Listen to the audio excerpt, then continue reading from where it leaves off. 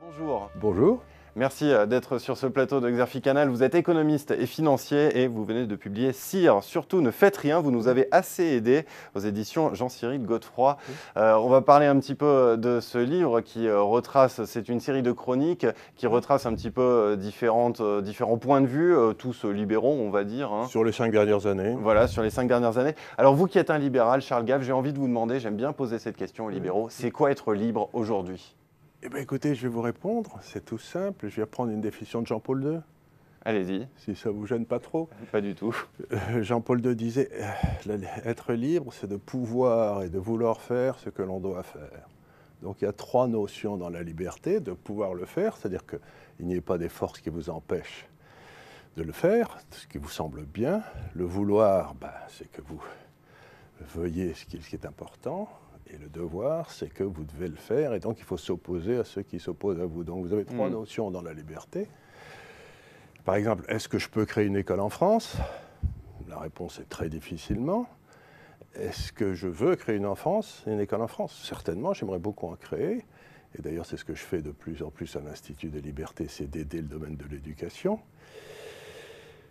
Et est-ce que je dois le faire? Bien sûr, puisque l'école en France a été détruite par une assemblée de nocifs qui sévissent à l'éducation nationale et qui ont détruit ce qui faisait la force de la France, c'est-à-dire un système d'éducation remarquable. Alors, vous parlez depuis 1 minute d'opposition, de nocifs, entre guillemets. Ça veut dire qu'il y a des ennemis de la liberté aujourd'hui? Mais c'est ce que Jean-François Revel s'est battu toute sa vie contre les ennemis de la liberté. Et alors, qui sont-ils? Il y a des gens qui détestent la liberté. Mais physiquement, presque intellectuellement, moralement. Ils sont tous en train de vous expliquer qu'ils veulent la liberté. Mais regardez par exemple ce qui se passe aux États-Unis avec M. Trump, qui a été élu parfaitement légalement, parfaitement constitutionnellement. Et vous avez toute une série de gens de gauche qui hurlent à la mort en disant qu'il n'est pas légitime, qu'il faut l'assassiner, qu'il faut... Donc, la gauche très souvent, et la droite parfois, mais la gauche pour ainsi dire toujours, porte en elle la haine de la liberté, puisqu'ils sont certains d'avoir raison. La base de la liberté, c'est le discours socratique, où vous n'êtes pas sûr d'avoir raison. Vous discutez avec l'autre en espérant que l'autre va vous expliquer de façon rationnelle pourquoi vous avez tort. Mais la gauche, c'est une foi de nature religieuse. Donc la foi de nature religieuse va toujours essayer de mettre l'autre en enfer. C'est quoi? C'est de l'intolérance? Mais c'est exactement l'intolérance, c'est tout à fait ça, bien sûr, c'est de l'intolérance. Aujourd'hui, ce qui se passe, vous savez, je vais vous donner un exemple qui est assez classique. C'est au XIIIe siècle en France, il y a eu un philosophe qui s'appelait Abélard, qui est arrivé quelques ennuis à cause d'éloïsme, enfin c'est autre chose ça. Et ce que disait Abélard, qui était une notion qui a transformé tout l'Occident chrétien, c'était qu'il fallait faire une distinction essentielle entre le péché et le crime. Le crime, c'est ce qui est interdit par la loi. Bon. Et le péché, c'est ce qui est interdit par Dieu, et ça ne regarde que vous. Le rôle de l'État, ça n'est pas de punir le péché. Prenons l'affaire Fillon, qui est une idée intéressante. Allez-y. Monsieur Fillon n'a commis aucun crime. Il n'a rien fait d'illégal du la fin jusqu'au début. Mais il s'excuse. Ce qui est une imbécilité de sa part. Il n'avait absolument pas à s'excuser, puisqu'il n'a rien fait d'illégal.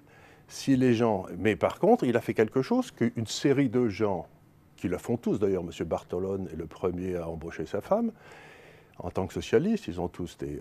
voir les socialistes dire que M. Fillon est corrompu alors qu'ils ont la main dans le pot de confiture partout, ça me fait plutôt doucement rigoler. Et donc ce que j'essaie de dire, c'est qu'ils essayent de transformer une action légale de M. Fillon en une action immorale.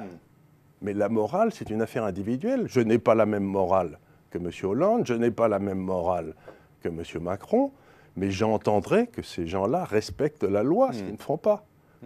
Donc, ce que j'essaye encore une fois de dire, c'est que la seule façon d'être libre dans une société libre, c'est que chacun s'attache à respecter la loi et que la morale, c'est affaire individuelle. Je n'ai pas à recevoir de leçons de morale des journalistes. Ça me broute. Donc comment est-ce qu'on fait pour combattre ces ennemis de la liberté? Qu'est-ce qu'on peut leur dire?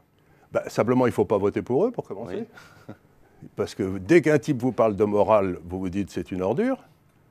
Quand par exemple M. Mitterrand a parlé de la force injuste de la loi, j'ai cru devenir fou, parce que cet homme qui est chargé de faire respecter la loi, il parlait de la force injuste de la loi. Donc il disait, il y a quelque chose il donnait l'autorisation aux Français de ne pas respecter la loi. Ce qui, de la part du président de la République, chef de la magistrature, est invraisemblable. Et aujourd'hui, on en est dans la même situation 20 fois plus. 20 fois plus. 20 fois plus. On est aujourd'hui dans un débordement invraisemblable de moraline. Mais alors on va où? On va finir en dictature? C'est toujours comme ça que ça se termine. Vous terminez, non, on finira en théocratie. En théocratie. C'est là où on est déjà. Si vous voulez, le Parti socialiste est un parti religieux qui a pris le contrôle de l'État. Une église avec ses cardinaux, ses prêtres, tout ça. Et la seule façon pour s'en sortir de la France, pour la France, c'est de retourner à la laïcité. Virer l'église socialiste de l'État. Qu'on retourne à la laïcité une fois pour toutes. Eh bien, merci beaucoup, Charles Gave, pour ces propos très provocateurs, mais on commence à vous connaître. Merci beaucoup. Je vous en prie.